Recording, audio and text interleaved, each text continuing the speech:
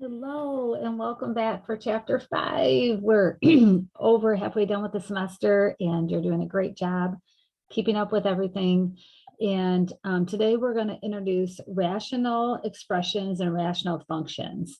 And so when we think about rational things that are rational, you probably don't think of fractions, but that's what it's really all about. And so we're going to talk about simplifying them today. There's going to be 2 videos just because I have a lot of content I want to share. So I'll break them into 2 videos. So let's go ahead and start by sharing my screen here. So rational expression is essentially when we have a fraction where the numerator is some kind of polynomial. So it can be some kind of an expression with exponents and variables, or it could be a polynomial where we have binomials multiplied together. It could also be something like this here in number 21 that we're going to get to, where we've got a polynomial that we're going to factor on top and a polynomial or binomial in the denominator. So let's just jump in with some basics. Let's go back to the basics of fractions. So when we reduce fractions, the idea is that we are finding a common factor that we can divide out and make a one fraction that will kind of go away. So if you've ever played any games, there are video games out there where you're trying to get numbers to match, and when they do, they kind of bump into each other and they go away, right? They kind of crash into each other and go away. Or if you find shapes that are the same, they crash into each other and go away. So that's kind of what we're trying to do here. Is we can see that 8 can be made into 4 times 2, and 12 can be factored into 4 times 3. And so the 4 over 4, we don't have to write it like this, but we can think of it as 4 over 4 times 2 over 3, and the 4 over 4 makes a 1. So 1 times 2 over 3 is just 2 over 3. So number 5, we're going to do the same thing. We are going to think about this as 3 times 2 times x times y. And then on the bottom, we have 3 times x times y times y. So anytime we can make a perfect fraction where you have the same value on top as you do on bottom, they can make a 1. So we have 3 over 3 times 2 times an x over x times we have an extra x times a y over y times we have an extra y on bottom. So when you have an extra value on bottom, a 1 goes in. You have to have something in the numerator to identify that as a placeholder. So you can see that colored marker here, the 3 over 3, that makes a 1. The x over x makes a 1, and the y over y makes a 1. And so we're left with 2x times 1 on top, which is just 2x over the y. So that's what it reduces to.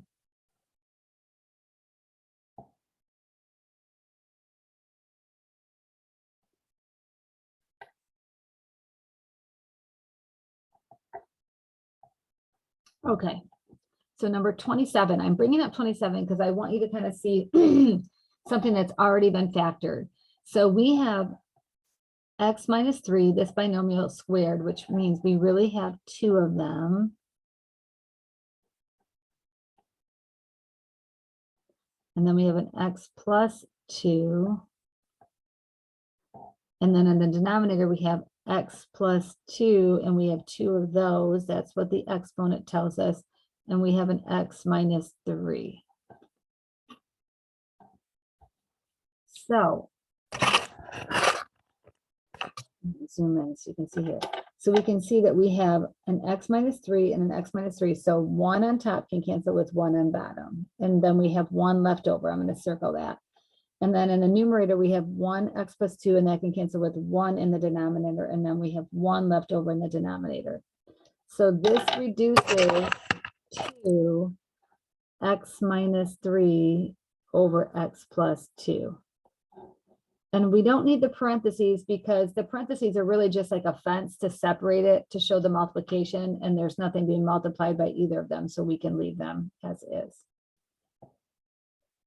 Okay, so there's going to be a lot of reducing that we're doing. The next little tidbit that I would like to do is looking at rational expressions as a rational function. So if we think of this as a function, this is the g of x function. We read it as g of x, meaning that x is my allowed input in what comes out of the g function. So we talked about this, I think in chapter 2 and 3, where we introduced functions, chapter 3. So functions are a machine, and this is the G machine, and X is what's going into my G machine, and my machine G is making something using X plus 3 over X minus 1, and then something comes out. So let's look at if we put in these different values here into the G function. So if we were to put 0 into the G function, let's go to Desmos so we can kind of see this. Get a better look.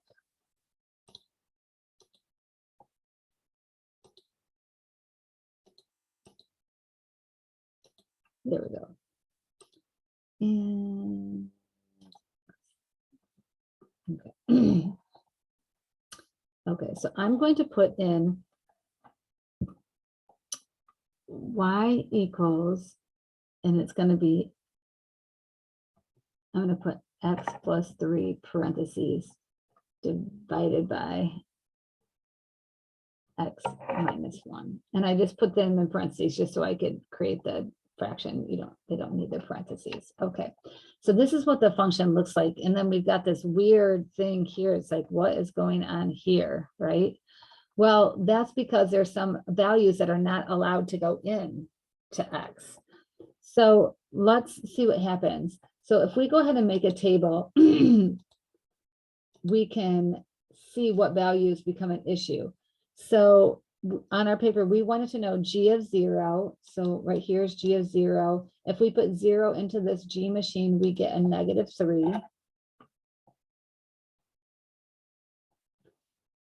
And that's because I'm going to show you down here. And if we put 0 plus 3 in divided by 0 minus 1, we get 3 on top and a -1 on bottom, and that becomes a -3. And then if we put in, it says g of -3. So if we put in a -3 here over a -3 minus 1, you can see that it becomes 0 in the numerator. So anytime you have a 0 in the numerator, the entire fraction goes to 0. So I'm going to go back and share my paper for a minute so we can see this. Okay, so this one becomes 0 because this is 0 over a -4. Okay, so both of those are fine. We can put in 0, we can put in a -3, they're fine. If we put in 3 here, let's do this one by hand, we get 3 plus 3 over 3 minus 1, and that becomes 6 over 2, and that divides evenly into 3. Okay, perfect. That one's okay. Let's say we put a -1 in. So a -1, we get a -1 plus 3 over a -1 minus 1. So we get 2 over a -2, and that reduces to a -1, and that's good. Let's put 1 in. So 1 is 1 plus 3 over 1 minus 1, which becomes 4 over 0. Okay, this becomes undefined. We cannot have a 0 in the denominator. So undefined means that 1 cannot go in. 1 cannot be an input. 1 cannot be an input, which means it cannot be part of the domain. Okay, so we introduced the concept of a domain back in chapter 3. So let's just see. So what is the domain of number 9? So if number 9, it didn't ask us this, but that's essentially what we're getting at. What can go in and what cannot go in? So it looked like, let's go back to our picture in Desmos so we can get a picture here of what's going on. And I keep looking at today. Okay. So it looks like, remember, domain is any what are the allowed X values? So it looks like we can do anything negative infinity all the way up to that 0 value. And it looks like anything beyond there, we have allowed inputs as well. So the only exclusion is this negative, a positive one, because it makes right up here in the table, it makes it undefined. So let's go back to our paper and I'll show you again how I want you to write that. So we are going to write the domain for number 9 would be a negative infinity up to 0 with an open parenthesis because it cannot equal 0. And then I'm going to draw this U, which means I'm going to union that with everything to the right of 0, a 0 open parenthesis up to a positive infinity. So that means, so the domain is any number that makes the denominator equal to 0. Okay, so when it asks for what is the domain, we have to exclude any values that would make the denominator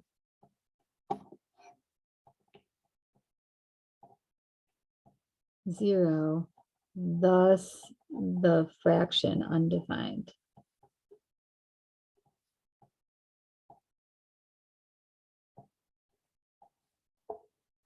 Okay. So number 13 is right here. Number 13 from the book.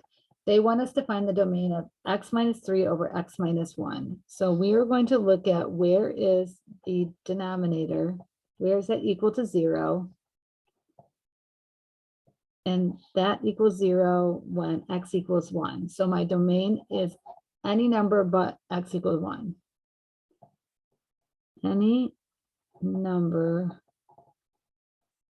except x equal to 1. So this is how we write it.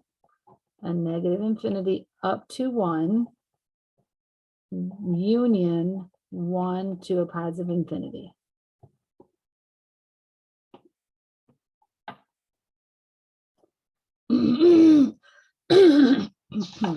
Okay.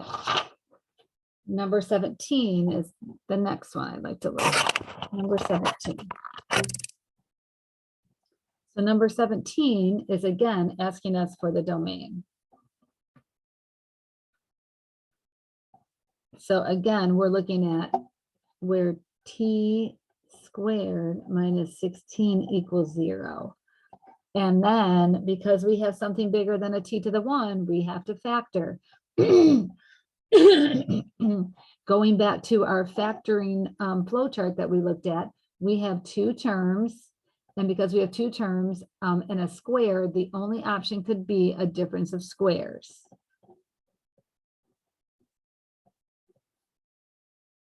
So this is the chapter where our factoring is becoming important again. Excuse me. And that's because I can write this as t squared minus 4 squared.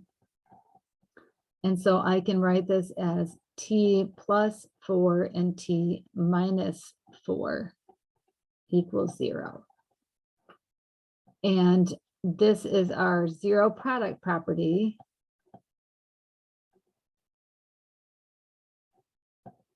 From back in chapter 1.6 and 1.7.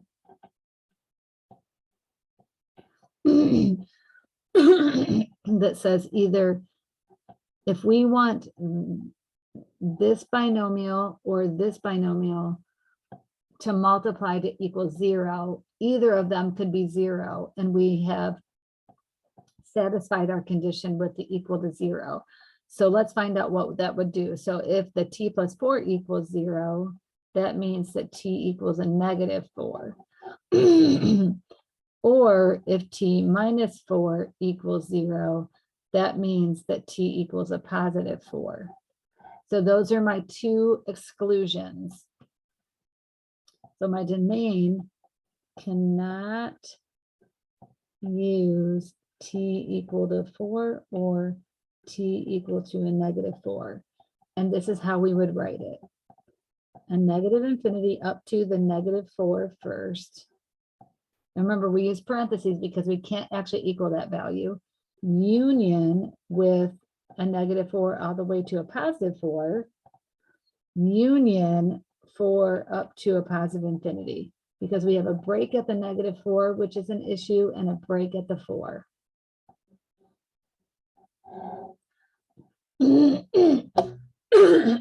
Excuse me. So let's look at this in Desmos. Let's just put the t squared minus 16 into Desmos, because you should always be able to check your answers. If you're not confident with the factoring, there's no reason why you can't use Desmos. So let's go to Desmos and see where the t squared minus 16 equals 0. So I'm going to put in y equals, and use, remember we always have to use y and x squared, and then go down and put minus 16. It will tell us where those 0 values are at negative 4 and 4. So that's how you can come up with that if you're not confident, and to do that by hand as you're building your skills.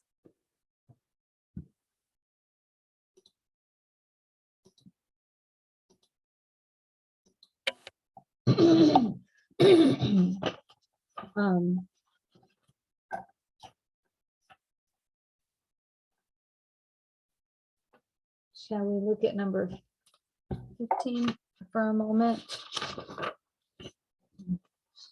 Just for another practice on the domain before we start simplifying these. So 15 has g of x equals x squared minus 4 over x minus 2. And the only thing we care about is writing the domain. So at this point, the only thing we care about is when x minus 2 equals 0, because that's going to cause an undefined fraction. And so this one's nice and easy. That's when x equals 0. So we cannot use x equal to 2. I said x equal to 0, but x equal to 2. So again,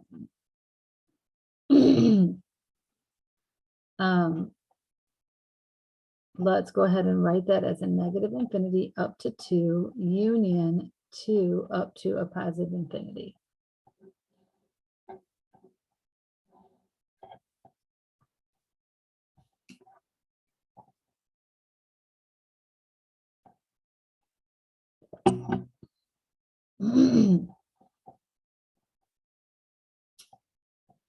Okay, so that is the beginning of this lesson. Catch me back for part B.